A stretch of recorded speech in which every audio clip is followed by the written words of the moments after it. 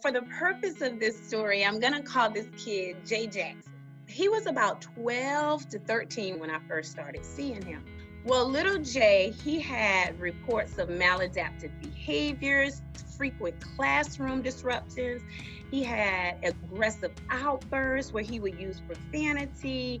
He had disruptive behaviors that eventually led to having some pending criminal charges, which he had to participate in juvenile court. Some of the forms of trauma that this kiddo was just not a single episode. He's had complex, from community violence to witnessing domestic violence between his biological parents, to being separated from his family, to having close family members incarcerated, and he had substance use within his family. When we recognize that a kid has been exposed to trauma, we help educate these children on other kiddos who've experienced similar traumatic experiences. And then we teach them how to cope with the trauma.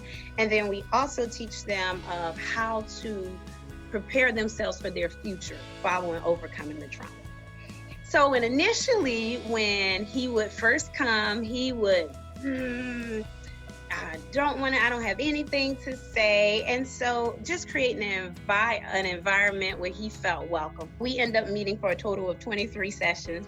This kiddo was able to talk about details of emotions that he's experienced, shame and guilt. He even shared about fears that he had in the classroom, where he was afraid because he didn't read as well. So he would act out so that he wasn't in that classroom setting. We worked together to implement certain strategies so when he was becoming distressed, he could implement. This kiddo started off by labeling himself as a bad kid.